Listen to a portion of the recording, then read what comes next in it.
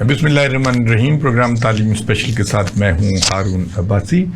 خواتین و حضرات, آج جس شخصیت نے اس پروگرام کو رونق بخشی ہے آپ ہیں کرنل سیف قریشی صاحب. آپ چیئرمین رہے ہیں وزیر اعظم وائنٹ ٹیم کے, اور بہت شکریہ آپ تشریف لائے. کرنل صاحب, بنیادی طور پہ اس پروگرام کا مقصد یہ ہے کہ ہم بچوں کو راغب کرتے ہیں کہ وہ زیور تعلیم سے آراستہ ہوں اور کوئی ہنر سیکھیں تاکہ وہ مستقبل کی ذمہ داریوں کو احسن طریقے سے پورا کر سکیں. تو ہمیں بڑا اچھا لگے گا اگر آپ اپنے تعلیم کے بارے میں ہمارے بچوں کو بتائیں کہ آپ کن مراحل سے گزرے تعلیم میں. بسم اللہ الرحمن الرحیم. ہارون بھائی, میں تعلیم کے بارے میں تھرو آؤٹ کلاس 1 سے لے کے, اچھا, تو میں نے پنجاب یونیورسٹی سے بی فارمیسی, ماشاء اللہ, تھرو آؤٹ گولڈ میڈلسٹ رہا جی. گڈ. اور سخت محنت, گڈ. اور دوسرا ایکسیلنس اور کمپیٹیٹیو اسپرٹ اتنی گڈ کہ میرٹ کے اوپر, جی, پیور میرٹ کے اوپر آگے بڑھنا ہے. گڈ. اور یہ علم لے کے پچھلے کوئی 70-75 سال سے آج تک اسی دوڑ میں شامل ہے جی, ماشاء اللہ. اور ابھی تک اللہ تعالیٰ نے اپنی رحمت سے, برکت سے صحت دی ہوئی ہے, ہمت دی ہوئی ہے, ٹھیک ہے, کہ ابھی تک لیڈ کرتے ہیں جی, ماشاء اللہ. کرنل صاحب, یہ فرمائیے کہ جو آپ کے دور میں تعلیمی ماحول کیسا تھا, آپ کے اساتذہ کیسے تھے؟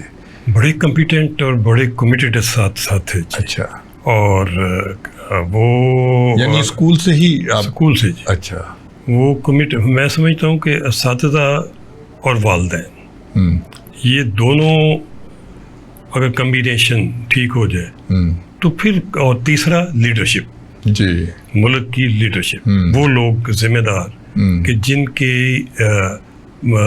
عمل سے اور جن کے کام سے اور کال آف فیل سے اور محنت سے اور دیانت سے بالکل ایک مثال قائم ہو, یہ تینوں اکٹھے ہو جائیں تو قوم بنتی ہے. اچھا, کرنل صاحب یہ فرمائیے کہ آپ کے دور میں جو ڈسپلن آپ بتا رہے ہیں جیسا کہ بہت اچھا تھا, تو اساتذہ جو تھے وہ زیادہ کس چیز پہ, کردار سازی پہ زور دیتے تھے, کیا تھا؟ جی, اساتذہ کردار سازی پہ زیادہ زور دیتے تھے. اچھا, اور محنت کرنے میں, اچھا, اور انٹیگریٹی اور آنیسٹی اور اپرائٹنیس, وہ ایک بچے کو ایک ماڈل کی شکل دینے میں دلچسپی رکھتے تھے. Very good. وہ آگے قوم کو سوچنے والے اور بنانے والے قسم کے اساتذہ تھے. Very good. وہ کوئی سب اسٹینڈرڈ تعلیم میں یا کوئی اپنے کردار میں یا کوئی اپنے اعمال میں نہیں تھے.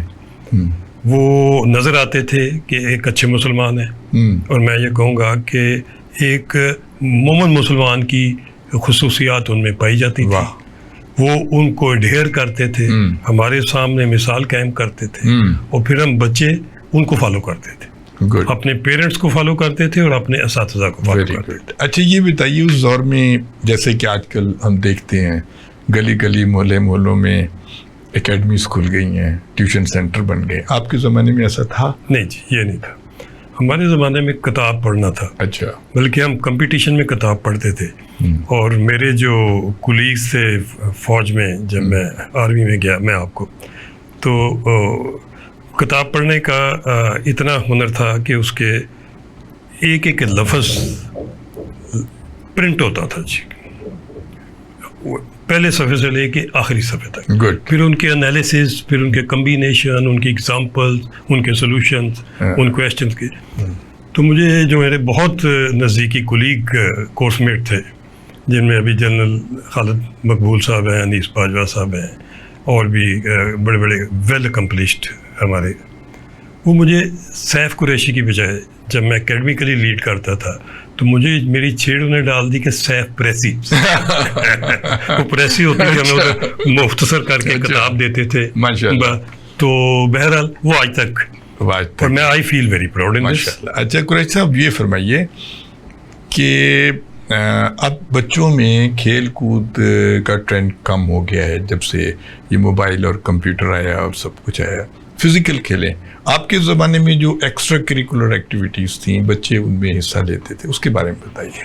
جی، ایکسٹرا کریکولر ایکٹیویٹیز کو کافی سیریسلی لیا جاتا تھا، خاص طور پہ آپ کے اندر لیڈرشپ کوالٹیز انڈکٹ کرنے کے لیے، یعنی ڈسپلن پیدا ہوتا ہے، تاکہ ڈسپلن ہو، آپ کے اندر فیتھ ہو، آپ کے اندر یونٹی ہو، آپ کے اندر ہیومینٹی کی قدر ہو، آپ ایک دوسرے کے اندر سنسیریٹی وسیع قلبی بھی پیدا ہوتی ہے، اور آپ دیانتدار ایک دوسرے کے ساتھ دیانت اور امانت کے امین ہو. اس وقت یہ چلاکی، دو نمبری، ہیرا پھیری یہ نہیں تھی. اور میں یہ سمجھتا ہوں کہ ایک خوددار قوم تھے ہم، اور بڑا سینہ تان کے کھڑے ہوا کرتے تھے. آج کل کا نہیں تھا کہ کوئی کہے کہ ہمارے پاسپورٹ کی عزت نہیں ہے، مت مشکل کی جائے، کوئی کہ کوئی کہاں ہم جائیں، اور کس قسم کوئی اس قسم کی جرائم ہوں کہ جو زبان بھی بنا لائے جا سکے. شرم آتی ہو ہمیں کہ یہ جرائم ہمارے معاشرے میں، ایک مسلمان معاشرے میں یہ جرائم. اور پھر اگر کسی بھی لیول پہ دیکھیں تو لوگ اپنے ذاتی مفاد کے لیے قومی مفاد کو ذبح کر دیتے ہیں. جی بالکل چینج ہو گیا، جس کا رزلٹ یہ ہے کہ اس وقت ہم گرے پڑے نظر آتے ہیں. میری اپیل ہوگی، گزارش ہوگی اور کاشن بھی ہوگا to everyone who is a decision maker in this country, جی کہ ویک اپ. ٹھیک ہے. کل صاحب یہ فرمائیے، آپ خود کھیلوں میں حصہ یا مباحثوں وغیرہ میں اس میں حصہ لیتے؟ جی میں لیتا رہا ہوں. جی I have been winning the competition debate کے. اچھا. اور I was a good speaker اس میں کوئی، اور بڑی محنت کر کے جایا کرتا تھا. جی مختلف اسکولوں سے کمپٹیشن ہوتا تھا، اسکولز کے، انٹر کالجز کے، یونیورسٹیز کے، ہر لیول پہ. اور عادت یہ تھی کہ ریسرچ کرنا، چیز کو نئے انداز میں لکھنا، اس میں سے نئی چیزیں ڈھونڈنا، پھر اس کو لاجیکلی پریزنٹ کرنا اور پوری فورس سے پریزنٹ کرنا کہ کدھر فورس ہونی. یہ کبھی نہیں میری تقریر کے دوران، بے شک وہ کتنے وقفے کی ہو، کہ کوئی بندہ سست ہو جائے یا ٹینشن اس کی نہ ہو، یا میرے مٹیریل میں کوئی ایسی چیز ہو کہ جو ان کو بور کر دے یا ان کو ساتھ لے کے نہ چلے. اچھا، یہ فرمائیے کہ اس کا مطلب یہ ہوا کہ جو آپ مباحثوں وغیرہ میں حصہ لیتے تھے تو اس سے شعور کو بیدار کرنے میں بڑی مدد ملتی؟ جی مدد ملتی، بہت مدد ملی. اور میں ابھی تک کوشش کر رہا ہوں جی کہ میں نے ابھی ایک ریسنٹلی فورم لانچ کیا، بڑا ہی مجبور ہو کے، جب میں نے اتنے جرائم اور اتنا کچھ دیکھا کہ قوم بننے کی بجائے قوم گرتی جا رہی ہے. تو قوم بناؤ، پاکستان بچو. ہم نے قوم نہیں بنائی. جی مجھے شکوہ ہے سب سے کہ جو ہم آگے آتے گئے تو یہ جو مالی مفاد ہے، یہ جو دنیا داری کی چکر ہیں اور ہیرا پھیریاں ہیں، اور یہ جو لالچ ہے، یہ خود غرضی ہے، اتنی کثرت کر گئی ہے. اور یہ جو راتوں رات ارب پتی بننے، اور ابھی تو کھرب پتی، یہ رجحان یہی بن گیا. اس رجحان نے ملک کی کوئی شعبہ نہیں چھوڑا. نیچے پی این سے لے کے پریزیڈنٹ تک کسی بھی جگہ پہ آپ چلے جائیں، ہر جگہ. اور لوگوں نے ایسے ہو گیا ہے کہ جیسے ہم لوگوں نے اس کو قبول کرنا شروع کر دیا. ایسا ہی ہے. اچھا کل صاحب یہ فرمائیے کہ کالجوں میں، یونیورسٹیز میں یا اسکولوں میں پہلے یونین ہوتی تھیں، تو آپ سمجھتے ہیں کہ کردار سازی میں یا مستقبل کی ذمہ داریاں سنبھالنے کے لیے یونین سے جو ٹریننگ ہوتی تھی بچوں میں لیڈرشپ کی، وہ صحیح چیز تھی؟ ہونی چاہیے جی. اچھا، صحیح چیز تھی جی. مگر یونین کی بھی اپنے قوانین، حدود لیٹ ڈاؤن ہونے چاہیے. یونین کے لیے آگے آنے والے لوگ جو ہیں وہ بھی لیڈرشپ کوالٹیز والے آگے آئیں، وہ سیاسی گروپوں کی جمع تفریق کر کے نہ آئے. ایجوکیشن انسٹیٹیوٹس میں سیاست نہیں ہونی چاہیے قطعی طور پہ. ایبسولوٹلی اے پولیٹیکل ایجوکیشن ہونی چاہیے، اور ادھر میرٹ کے اوپر اوپن کمپٹیشن ہونا چاہیے. ہر بچے کو پتا ہو کہ جتنی محنت کرے گا، جو زیادہ کرے گا وہ آگے نکلے. اور یہ سارے ڈیجیٹائز ہونا چاہیے جی. ہر ایک کو پتا ہو کہ کس کے کتنے نمبر آ رہے ہیں، کون پہلے پہ ہے، کون دوسرے. ساری کلاس کے، سارے کالج، سارے ملک کو پتا ہونا چاہیے کہ فلانا ایگزام ہوا، اتنا ٹرانسپیرنٹ ہوا، یہ اس کا رزلٹ ہے. اور یہ سارے ملک میں اندر کوئی دو نمبری نہیں ہونی چاہیے، نہ ٹیچرز میں، نہ اسٹوڈنٹس میں، نہ لیڈرشپ میں، نہ سیاسی پارٹیوں میں، نہ گورننس میں. کل صاحب ایک بڑا المیہ ہے کہ ہمارے یہاں ابھی تک کریکولم جو ہے وہ ایکول نہیں بن سکا. جو عمرا کے اسکول ہیں ایک طبقاتی فرق ہے ایک ٹارٹ پہ پڑھنے والے کے اور عمرا کے درمیان. سلیبس ایک نہیں ہے. کمپٹیشن پھر کیسے ہوگا آپ کیا سمجھتے ہیں؟ میں عرض کروں جی جب قوم بننے کی بجائے غلام در غلام در غلام در غلام بننا شروع ہو جائے گی. بالکل. یہ ہمارے پاس آزادی ہمیں ملی تو صحیح مگر آزادی قائم رکھنا ممکن نہ رہ سکا. یہ بڑا ضروری ہے. اور ہم آج بھی میں کہوں گا کہ ہمیں آزادی جو ہے ایز اے نیشن اس کو پرسیو کرنا چاہیے جی. بات یہ ہے جی کہ یہ دنیا میں قومیں بنتی ہیں. آپ جرمنی کو دیکھ لیں ورلڈ وار 2 کے بعد, آپ جاپان کو دیکھ لیں, بالکل آپ اور تو نہیں چائنا کو دیکھ لیں کہ یہ کدھر تھا فیونی, سب کہتے تھے فیون کھانے والے, اور کدھر وہ دنیا کو لیڈ کر رہے ہیں ہر شعبے میں ٹیکنالوجی میں. آپ کسی کو دیکھ لیں جو بھی بنا محنت کر کے بنا, جو بھی بنا وہ اپنے کردار کی اور اپنے اعمال کا دھیان رکھ کے بنا, جو بھی بنا وہ اپنے ٹیلنٹ سے اور میرٹ سے بنا جی. جب آپ ٹیلنٹ کو میرٹ کو ان چیزوں کو فورگو کر دیں, جب آپ اپنے ذاتی مفاد اور اپنے دوستوں کے مفاد اور اپنی سیاسی پارٹیوں کے مفاد کو آپ بہت زیادہ ترجیح دینی شروع کریں گے تو ملک نیچے نیچے جانا شروع ہو جائے گا. اچھا گل صاحب, جو ہر قوم کی اپنی روایات ہوتی ہیں, ہر قوم کے اپنے کوئی ٹریڈیشنز, تہذیب و تمدن ہوتا ہے, اس میں زبان کی بڑی اہمیت ہوتی ہے. ہماری قومی زبان اردو ہے لیکن ہمارے ہاں اردو زبان کو ذریعہ تعلیم نہیں بنایا گیا. آج 75 سال ہو گئے. جیسے آپ نے چین کی, جاپان کی, جرمنی کی, فرانس کی مثالیں دی ہیں. ان قوموں نے ترقی اس وجہ سے بھی کی ہے کہ ان کو زبان جو انہوں نے اپنی کو مروج کیا. آپ کیا سمجھتے ہیں اس سے؟ میں سمجھتا ہوں جی کہ زبان اپنی کو ہر قیمت پہ مروج کرنا چاہیے. ٹھیک ہے. ہم اس کے ساتھ بھی دھوکہ کر گئے. ہم اس کے متعلق ریگولیشن بھی لائے, ہم اس کے اندر کئی دفعہ کئی سارے لیجسلیشن پاس کی, کئی دفعہ, اس کے باوجود عمل درآمد نہیں ہوا. ہم سیریس نہیں ہیں جی. وہی میں یہی کہوں گا کہ جب ایک چیز شرائط کر آتی ہے نا جی, یہ آپ نے اسکولوں کا اور سلیبس کا بھی ذکر کیا تھا, اس بھی ضمن میں یہ کہوں گا کہ کچھ سکول پلانٹ کیے گئے جی. بالکل. ایلیٹ کلاس کے لیے علیحدہ. ان کے آج بھی ان کے مینڈیٹ میں آپ نکالیں 1800 اتنے میں آئے اور اتنی بلینز کے فنڈ اتنے بڑے, اس کو پڑھ رہے ہیں تو وہ کہتے ہیں کہ یہ ایلیٹ کلاس کے لیے. ایلیٹ کلاس کون سی کلاس تھی؟ جو گوروں کو مین پاور دیتی تھی مسلمانوں پہ ظلم کرنے کے. بالکل بالکل. وہ ان کو ریاستیں دیتے تھے اور جاتے جاتے وہ ان کو اتنا کچھ دے گئے کہ وہ آج تک حکمران. یہ جتنے جاگیردار ہیں, گدی نشین ہیں, سرمایہ دار ہیں, یہ سب وہی تھے جنہوں نے تحریک آزادی میں غداریاں کی تھی مسلمان. سارا کچھ ٹیبولیٹڈ ہے. ہر ڈسٹرکٹ میں ہر فیملی کی اور اس کے پرانے کردار کی اور اعمال کی اور وہ داستانیں بنی ہوئی ہیں, لکھی ہوئی ہیں. ڈپٹی کمشنر جاتا ہے, جا کے پڑھتا ہے کہ کون اس علاقے میں ہے جو کہ pre partition deputy commissioner office کو لک آفٹر کرتا رہے اور ہر کچھ دیتا. تو یہ تو دیکھیں جی, پھر اسی سے آپ کسی کا ابھی بھی میں عرض کروں گا کہ آپ اپنی کینوس پہ دیکھ لیں کہ اس وقت کتنے ہزار لوگ ہیں اور ہر ایک کے اوپر ریسرچ کریں.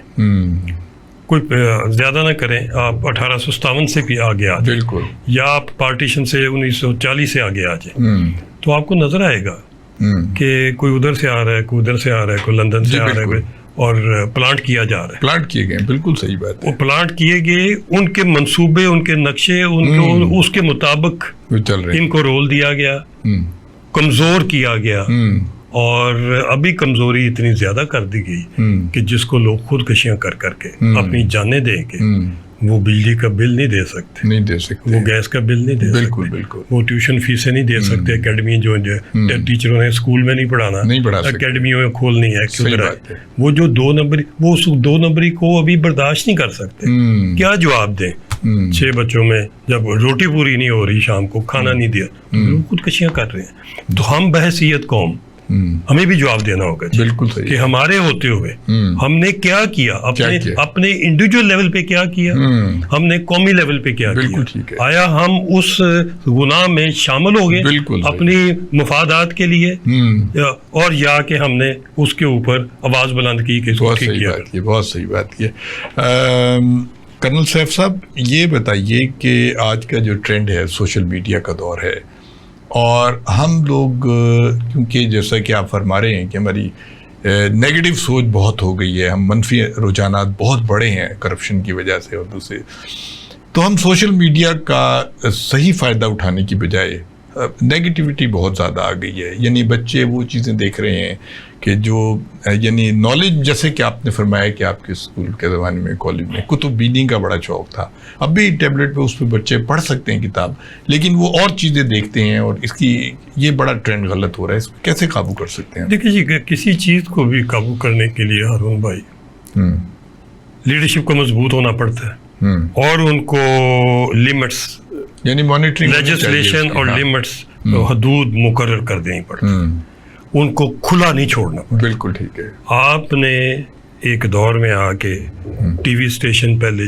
چند ایک تھے, ریڈیو تھا, کچھ سلیکٹڈ پروگرام چلتے تھے قوم کی, کوئی نشو نما کو دیکھ کے, کوئی اسکریننگ کر کے, آپ نے کھلا چھوڑ دیا سب کچھ. آپ نے لائسنس بیچنے شروع کر دیے ٹی وی کے, جس کا دل چاہا اس نے لائسنس لیا. صحیح بات. اور آپ کسی ٹی وی اسٹیشن کو آئی کھول لیں, آپ سر پکڑ کے بیٹھ جاتے ہیں.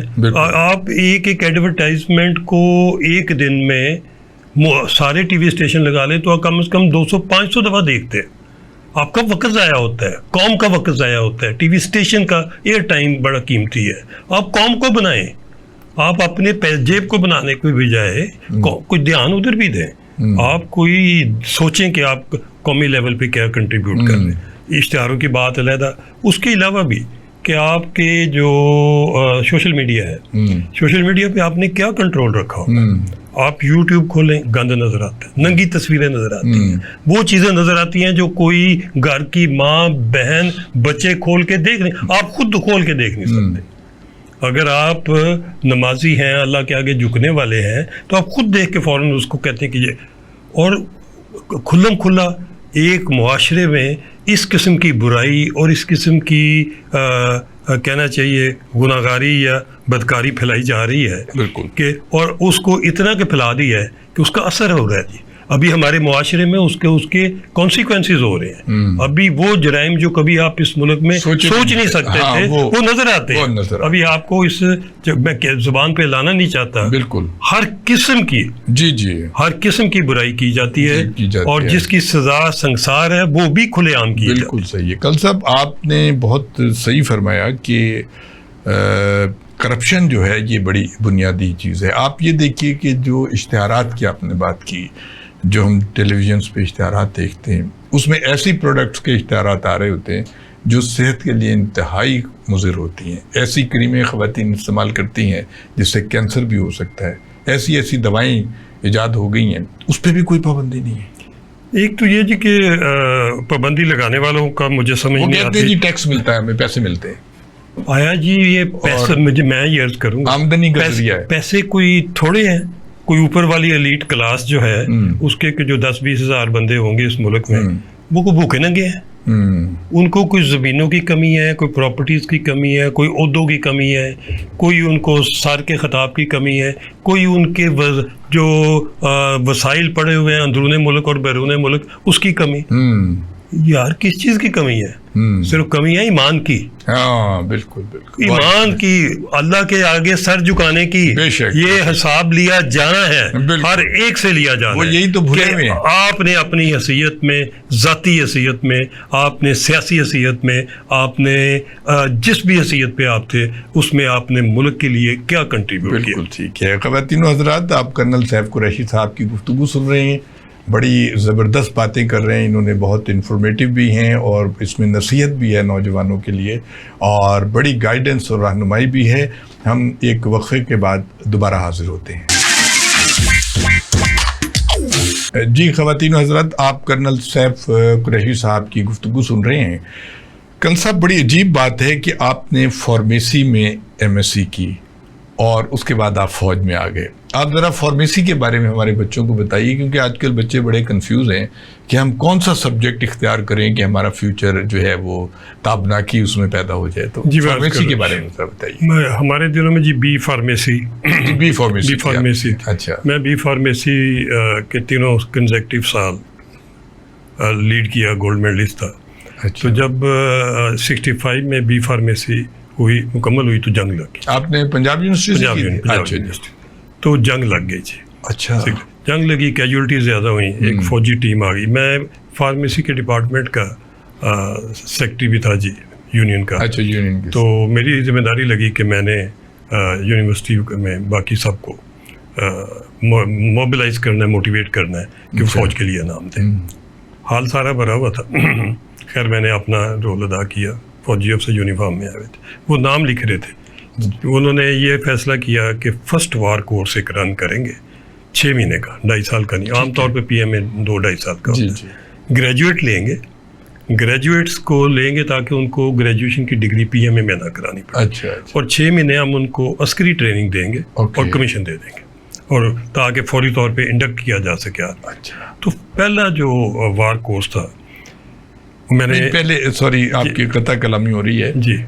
کن صاحب میں چاہوں گا کہ آپ فارمیسی ہمارے بچوں کو بتائیں. میں عرض کرتا ہوں، میں سمجھیے فارمیسی میں نے اس لیے پک اپ کی جی. اچھا. باوجود اس کے کہ مجھے میرے مارکس میڈیکل کالج کے لیے تھے، اور میں نے فارمیسی اس لیے پک اپ کی کہ میں سمجھتا تھا کہ فارمیسی میں ایک آپشن موجود ہے کہ آپ بے روزگار نہیں رہ سکتے. اچھا. قطعی طور پہ. واہ. یہ فارماسسٹ جو ہے اس کو یہ ہنر سکھایا جاتا ہے کہ اس نے اپنے ملک میں خرب سے، پلانٹ سے اور باقی نیچرل گروتھ سے کس طریقے سے اس کی دوائی بنانی ہے. اچھا. میڈیسن اس سے کیسے نکلنی ہے. آپ فارماز کوپیا کو پڑھیں، ان کی انسائکلوپیڈیا کتاب، آپ باقی چیزوں کو پڑھو تو آپ کو پتہ یہ چلتا ہے کہ جتنی میڈیسن ہے، میجورٹی 90% میڈیسن جو ہے وہ تو ساری اللہ تعالیٰ نے زمین میں دی ہوئی ہیں. وہ تو ساری نکلتی ہیں جڑی بوٹیوں کی شکل میں. اچھا. وہ تو کوئی اس قسم کے فارمولے نہیں ہیں کہ جو کسی نے بنا کے تو آپ کو باہر سے دیے ہوئے. یہ تو سارے، اور انہی کے انٹریکشن سے آپ ساری دوائیوں سارا کچھ کنٹرول کرتے ہیں. اچھا. تو اس میں فرق ڈاکٹر یہ اپنا کل صاحب یہ فرمائیے کہ جو ہماری طب یونانی ہے اور یہ جو ہومیوپیتھک ہے اور یہ جو انگلش دوائیں ہیں، تو یہ تقریباً ساری ایک ہی قسم کی جڑی بوٹی بنیادی فارمولا، سب کا بنیادی فارمولا. اچھا وہی ہے تو بیسی وہی ہے. اچھا. اور ہر ایک کی اپنی اپنی ریسرچ ہے. یہ جو ہماری میڈیکل سائنس ہے، یہ سائنس اور ٹیکنالوجی بہت آگے چلی گئی. سرجری شامل ہو گئی، مشینیں آ گئی. اس میں تو بہت انویسٹمنٹ آئی اور بہت ریسرچ ہوئی اور یہ آگے نکل گئی.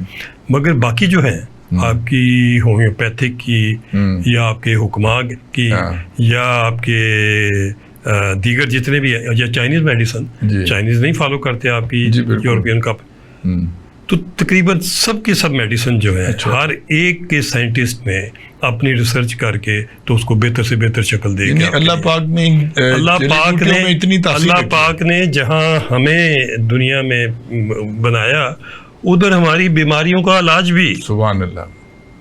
اور اگر میں آپ کو بتاؤں کہ میں اس وقت پچھلے کئی سال سے بہت محنت کر رہا ہوں جی. ماشاء اللہ. میں نے سوچا کہ اتنے ہم گر گئی ہے اکانومی، تو ملک بچے گا کیسے. میں نے ریسرچ کی، اللہ تعالیٰ نے موقع دیا تو میں اس نتیجے پہ پہنچا ہوں جو میں ساری قوم کو بتانا چاہتا ہوں. اچھا. پاکستان کے قدرتی وسائل، نیچرل ریسورسز اتنے $1 ٹریلین کے ہیں ہمارے پاس کہ ہم دنیا کی G20 میں آج بھی کھڑے ہو سکتے ہیں. ماشاءاللہ. ہم کوئی دیوالیہ ملک نہیں ہے. ہم اپنی کرتوتوں کی وجہ سے دیوالیہ. ہم اس ملک کے ذخائر کو نہ استعمال کر کے، نہ ایکسپلور کر کے، نہ ان کو پروسیس کر کے، ریفائن کر کے، نہ ایکسپورٹ کر کے، ہم اس را مٹیریل کو مٹی کے باؤ باہر کے لوگوں کو دے رہے ہیں، اور یہ ہم اس ملک کے ساتھ ظلم کر رہے ہیں. اچھا کل صاحب، ایک بڑی شکایت ہے پبلک کو، وہ یہ ہے کہ یہ جو فارمیسی ہے اپنا، ہمارے یہاں جعلی ادویات بن رہی ہیں اور بے شمار بن رہی ہیں، تو اس پہ کوئی ایسی ادارہ نہیں ہے جو اس پہ نظر رکھے؟ جی ادارہ ہے. ادارہ ہے ڈرگ انسپیکٹرز ہوتے ہیں جی، بی فارمیسی، وہ پیسے لے کے ساتھ مل جاتے ہیں. میں تو پہلے کہا نا جی، پی این سے پریزیڈنٹ تک کرپشن قوم بنانے کی ضرورت ہے، ملک بچانے کی. ایک ایک شعبے میں ہم نے اتنے گر گئے ہیں کہ ہم نے اس دوائیوں کے، میڈیسن کو، ان کے لوگوں کی بیماریوں کو، ہاسپٹل کمرشلائز ہو جاتے ہیں.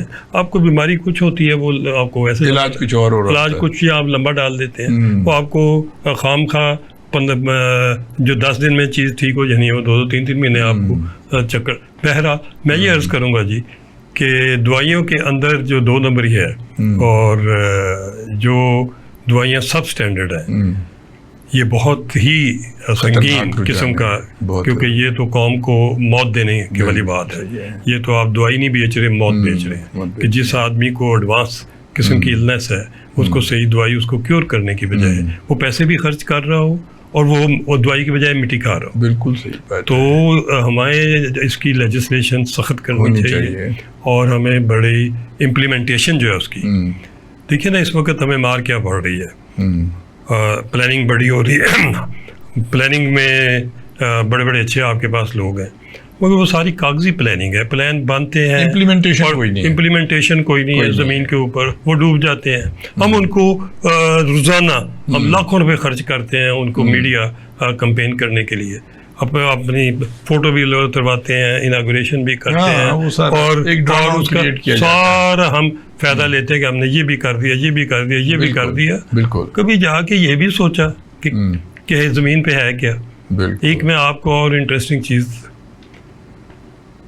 میں جب پرائم منسٹر انسپیکشن کمیشن کا چیئرمین بنا تو مجھے یہ دکھ تھا بڑا کہ ہمارے اینول فنڈ جو ہیں جی پی ایس ڈی پی کے، وہ تقریباً 1,500 بلین ایلوکیٹ ہوتا ہے، اور بھی ہر منسٹری کو فنڈ مل رہے ہوتے ہیں لمبے چوڑے.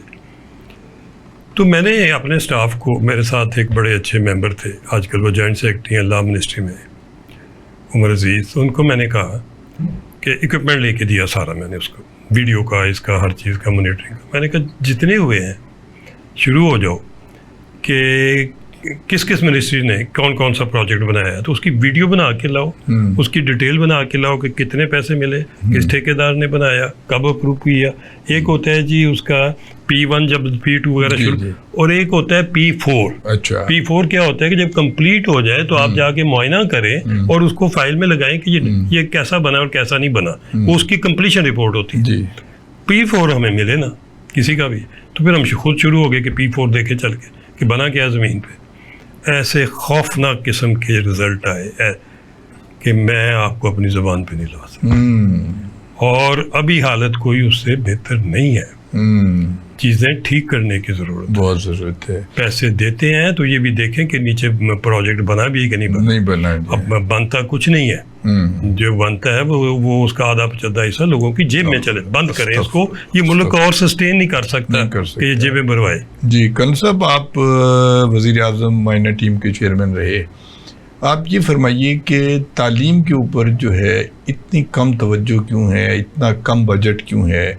مجھے یاد ہے جب ہائر ایجوکیشن کمیشن کے چیئرمین ڈاکٹر عطاء الرحمن صاحب تھے، انہوں نے بہت بچوں کو اسکالرشپ پہ، جو ٹیلنٹڈ بچے تھے، غریبوں کے بچے تھے، ان کو ملک سے باہر بھیجا. اب یہ رجحان ختم ہوتا جا رہا ہے، یہ کیا مسئلہ ہے؟ دیکھیے جی، پہلی بات تعلیم میں تو یہ کہ آپ کے 2,60,00,000 بچے اسکول ہی نہیں گئے، نہیں جاتے. یہ بہت بڑا المیہ ہے. یہ جو 2,60,00,000 آپ جو لیڈران کرام ہیں اور جو گورنمنٹ ہے، جو سب لوگ، بے شک وہ گورنمنٹ میں ہے یا اپوزیشن میں، جو لوگ سمجھتے ہیں کہ انہوں نے اس ملک میں جو ہے وہ لیڈرشپ کرنی ہے، انہوں نے کیا کیا؟ یہ 2,60,00,000 کی فگر کیوں بن گئے؟ کیوں نہیں بچوں کو لازمی طور کے اوپر کم از کم ان کو پرائمری کی سے دے دیں؟ اگر آپ نے میٹرک نہیں کرانا، اس کو بات کرنے دے دیں. آیا ہم ٹیررسٹ کا یہ 2,60,00,000 ہم یہ مٹیریل تیار کر کے ان کو ٹیررسٹ کو دینا چاہتے ہیں کہ رائفل ڈال کے تو پھر ڈالر دے کے ان کو ہمارے خلاف استعمال کریں؟ دوسری بات یہ کہ ہمارے، یہ آپ نے پہلے بھی ایک چیز فرمائی تھی सिलेबस, हमारे सिलेबस सारे सब स्टैंडर्ड है। बेशक वो गोरे स्कूल के हैं, बेशक वो एजुकेशन के हैं या किसी के भी, हाँ, सारे सब स्टैंडर्ड। सब सर हमारे टीचर की मेजॉरिटी सब स्टैंडर्ड होती है, टीचिंग स्टाफ की। मैं चाहूँगा कि जो टीचिंग स्टाफ समझते हैं कि वो कॉम्पिटेंट है और प्रोफेशनल है और अपराइट है, वो मुझे ज़रूर अपना नाम भेजें, मैं उनको अपने थिंक टैंक में शामिल करूँ। मैं ढूंढता फिरता हूँ। अच्छा। मैं वेल अकम्पलिश्ड लोगों को ढूंढता हूँ, फिर उनको मैं नेशनल डेवलपमेंट फोरम है मेरा, अच्छा। मैं उन्हें शामिल करता हूँ, उनको मौका देता हूँ कि वो नेशनल लेवल के ऊपर कंट्रीब्यूट करें जो उनके पास है। ये पिछले कई साल से कर रहा हूँ। अच्छा कल साहब, हमारे जो बच्चे हैं ना, सबका रुझान ये है कि हम वाइट कॉलर जॉब करेंगे और वो हुनर नहीं सीखते हैं, जबकि इतने हुनर इस वक्त दुनिया में तरक्की हो गई है, ऐसे ऐसे साइंसी इजादात आ गई हैं कि अगर थोड़ा सा भी हुनर सीख लें तो बहुत आमदनी का जरिया हो सकता है। ये इस सिलसिले में आप क्या फरमाते हैं? इसमें जी मैं अर्ज करूं कि दो राय बिल्कुल नहीं है। हम लोगों ने तो उनको गधा बना दिया और 20-20 किलो किताबें डाल दी बैग में, और ना वो पढ़ते हैं, ना वो सुनते हैं, ना उनको समझ आती, ना को पढ़ाने वाला। फिर वो अकेडमियाँ ढूंढते हैं और लाख 2-2 लाख के ट्यूटर्स ढूंढते हैं। बिल्कुल। और फिर या एग्जामिनेशन के पेपर ढूंढते हैं कि वो पहले लीक कैसे होना। बहरहाल, और ऐसे एग्जामिनेशन सेंटर ढूंढते हैं जहाँ बैठ के तो इन्विजिलेटर ही पेपर आपको हेल्प कर जाए। बहरहाल मैं ये कहूँगा कि तालीम की फील्ड को बहुत ही ज़रूरत है, और इसमें सिलेबस भी ठीक करें, इसमें टीचर भी ठीक करें, इसमें इंस्टीट्यूट ठीक करें। इंस्टीट्यूट्स के नाम हो इस चीज़ पे कि एकेडमिकली उनकी अचीवमेंट हर साल क्या है, उनके बच्चे जो हैं वो किस किस जगह पे क्या क्या मॉडल हैं, रोल मॉडल होने चाहिए। और अगली बात ये जी कि इसमें तालीम के अंदर ये आपने जो कहा कि उनको स्किल ट्रेनिंग होनी चाहिए दुनिया जान में। हारून साहब, बच्चे को प्राइमरी स्कूल से स्किल ट्रेनिंग देनी चाहिए। वो तो अभी उसको कंप्यूटर भी सिखाते हैं, लैंग्वेज भी सिखाते हैं, इलेक्ट्रॉनिक भी सिखाते हैं उसको। मैं जितने भी लोगों को बाहर मिलता हूँ, दुनिया में जाता हूँ, चाइना में या कहीं भी, मुझे एक से एक इंजीनियरिंग में और कंप्यूटर में कॉम्पिटेंट बंदा नजर आता है। फिर मैं जब बाहर की यूनिवर्सिटियाँ स्टडी करता हूँ कि पाकिस्तानी बच्चे बाहर की टॉप यूनिवर्सिटियों में 2, 4, 5, 10 चले जाते हैं कि वो क्या फेस कर रहे हैं, क्या उनकी सूरत हाल है, चीनी लोग किधर हैं, ज्यूज किधर हैं, इसराइली किधर हैं, इंडियन किधर खड़े हैं और हम किधर खड़े हैं। हम सबसे अखीर पे खड़े हैं। कल साहब एक और बात फरमाइए कि हमारे यहाँ मदारिस बहुत हैं, दीनी मदारिस बहुत हैं, बहुत बड़ा नेटवर्क है, लाखों बच्चे उसमें पढ़ते हैं, लेकिन वो जो हम बच्चे प्रोड्यूस कर रहे हैं, वो दरस निज़ामी जो पढ़ के निकलते हैं, वो बेचारों के हाथ में कोई हुनर नहीं होता और वो इस माशरे के मुफीद शहरी नहीं बन सकते। ज़्यादा ज़्यादा वो मस्जिद संभाल लेंगे और फिर उसके साथ साथ एक फ़िरक़ावारियत का भी मसला आ जाता है बीच में। तो आप क्या समझते हैं कि मदारिस में ख़ास तौर पे? जी, मैं स्किल लेवल मदारिस जी हमारे यहाँ इतने हैं और बच्चों को वो गुर्बत की वजह से सर वहाँ खास तौर पे दही इलाकों में जी मदारस हैं, बच्चों के भी हैं, बच्चियों के भी हैं और ठीक ठाक लेवल के हैं, मैं भी आपको बताऊँ। और उसमें उनको फीडिंग, ट्यूशन और लिविंग हर चीज़ फ्री भी है जी, बिल्कुल। इसमें मतलब कि उनको फंड्स भी उनके ठीक ठाक मिल रहे हैं। ठीक है। ये इतने हज़ारों लाखों मदारस, मैं समझता हूँ कि जो हमारे बुजुर्ग इन मदारस को लुक आफ्टर कर रहे हैं, उन्होंने काफ़ी कोशिश की और इनको खड़ा कर दिया। ये कोई एक दिन में अभी इसकी तरफ ध्यान दें कि ये सारे के सारे स्किल ट्रेनिंग के इंस्टीट्यूट बनाएं। ये सिर्फ आप हिफ्ज़ भी करवाएं, ठीक है, दीन की अपनी ज़रूरत है, मगर आधा टाइम दीन को दें, आधा टाइम इनकी कॉम्पिटेंस को, इनकी स्किल ट्रेनिंग को और इनकी कंप्यूटर की ट्रेनिंग को, इनकी टेक्नोलॉजी की ट्रेनिंग को, इनको कौन बनाए। बिल्कुल। इनको दुनिया में खड़े हुए एक बंदा सीना तान के जी मैं टॉप कर रहा हूँ हर जगह पे और मैं फलाने मदरसे करेंगे, वाह बहुत अच्छी, खड़ा होकर इंटरनेशनली जाए, दुनिया की जाए, ऑक्सफोर्ड जाए, हार्वर्ड जाए, MIT जाए, पता होगा जी ये फलाने मदरसे का पढ़ा हुआ इस जगह खड़ा है और ये यानी उधर टेक्नोलॉजी में भी आप कहना ये चाह रहे हैं कि हमारे बच्चों में सलाहियत की कोई कमी नहीं है, कोई कमी नहीं, सिर्फ ये है कि उनको वो लाइन नहीं मिल रही, वो रहनुमाई हम उनको वो जो चीजें देनी है वो हम दे नहीं पा रहे। हाँ। दे नहीं पा रहे। मैं गवर्नमेंट को भी ये गुजारिश करूँगा कि मदारस के पास अगर टेक्नोलॉजी की, कंप्यूटर की या किसी चीज की कमी है, गवर्नमेंट दे इनको। हम अगर दानिश स्कूल बना सकते हैं शहबाज साहब और नाम पैदा कर सकते हैं, दानिश ने एक जगह अपनी बनाई जी, तो इस सारे मदरसों को भी दानिश में शामिल कर। बिल्कुल ठीक बात, सारे मदरसे दानिश में शामिल कर लें, ये इनकी बहुत बड़ी अचीवमेंट होगी शहबाज साहब की। मौजूदा फौरी तौर के ऊपर अगर कोई किसी तरीके से मेरी ये आवाज़ उन तक पहुंच रही है तो इन तमाम को फौरी तौर पे ऊपर कुछ लोगों को ये जिम्मेदारी दें कि वो इनको दानिश में, और अगर इसमें कोई वॉलंटरी सर्विस चाहिए हो, कोई काम चाहिए हो, हम हाजिर हैं कि हम ये पूरा मॉडल तैयार करके इसको कन्वर्ट करके इस स्वाब के काम में अपना वॉलंटरीली हिस्सा डालने को तैयार हैं जी। अच्छा कल साहब, ये तो सारी बातें हो गई हमारे मुल्की लेवल की, आपने फ़ौज में भी खिदमत अंजाम दी, किस कोर में थे आप? अपने बताइए कि आजकल एक बड़ा अजीब सिलसिला हुआ है कि हमारे नौजवान फ़ौज में जाने का जो 65 की जंग के बाद वलवला था या 71 के बाद था, वो मादूम होता जा रहा है। अब बच्चे ज़्यादातर उनका ध्यान ये है कि हम मुल्क से बाहर चले जाएं, कोई अच्छी जगह चले जाएं,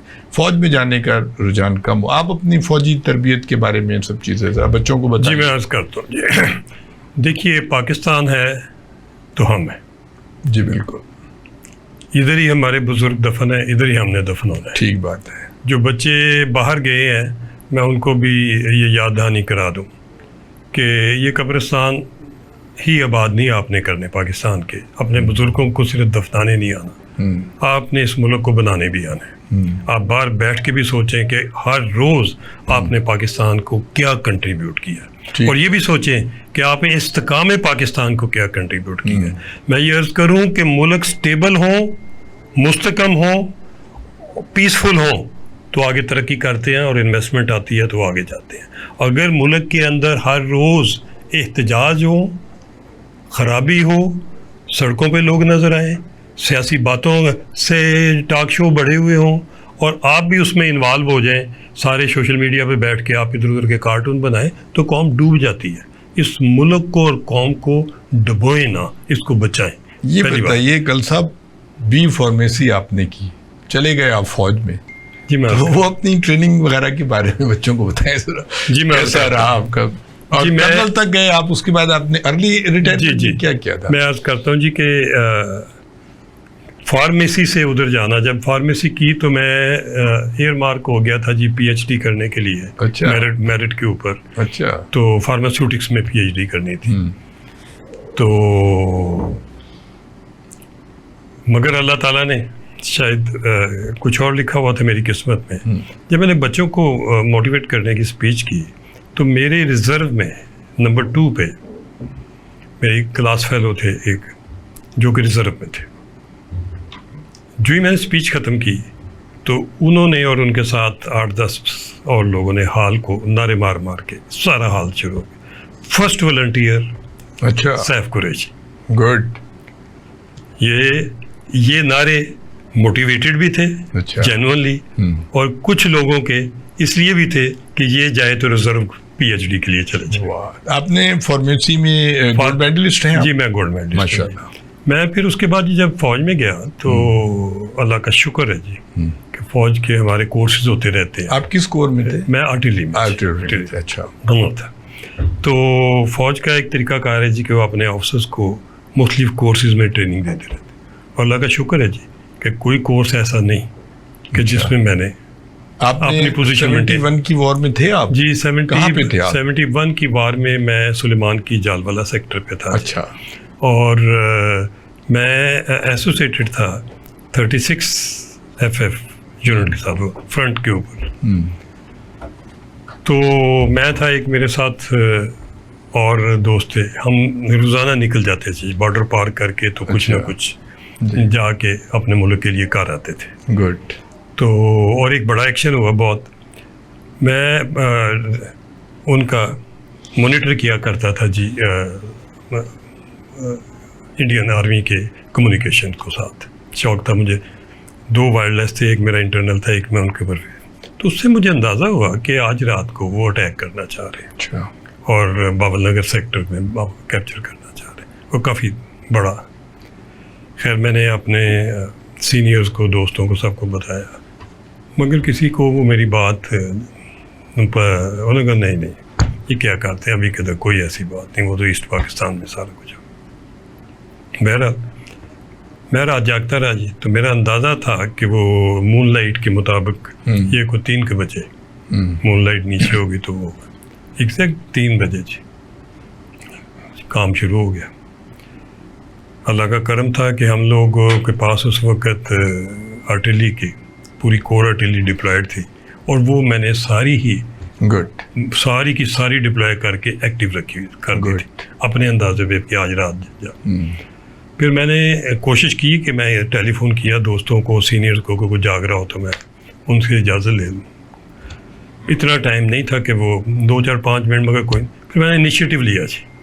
یہ میری عادت ہے کہ میں جو کام کرنا ہوتا ہے نا جی پھر اس کو کر گزرتا ہوں. اللہ مالک ہے، نیت میری اگر صاف ہے تو اللہ مدد کرتا ہے. ہم نے پری فکسڈ ٹارگٹ کے اوپر فائر کھول دیا جی، اڑا کے رکھ دیا.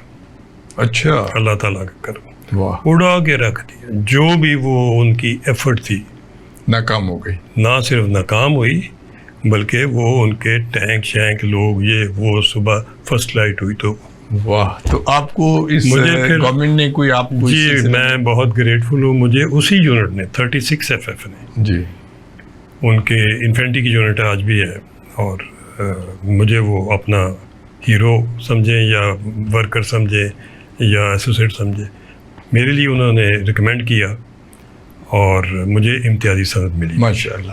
اور وہ امتیازی سند ابھی تک میرے پاس ہے. میں سینے پہ بڑے فخر سے لگاتا ہوں کہ یہ میں نے بڑی اعزاز کی بات ہے. یہ ملک و قوم کے لیے بھی آپ کی خدمات کو ہمیشہ سراہا جائے گا. خواتین و حضرات، آپ سن رہے تھے گفتگو کرنل سیف رشید صاحب کی. بہت انفارمیٹیو باتیں کی انہوں نے، اور پھر سب سے بڑے ہم ان کے شکر گزار ہیں کہ دفاع پاکستان میں انہوں نے بہت ہی اعلیٰ خدمات انجام دی، اور یہ اس کا میں سمجھتا ہوں یہ قوم کے محسنوں میں شامل ہوتے ہیں. بہت شکریہ کل صاحب، آپ ہمارے پروگرام میں تشریف لائے. خواتین و حضرات، وقت ختم ہوتا ہے. ہارون عباسی کو اجازت دیجیے گا. اللہ حافظ.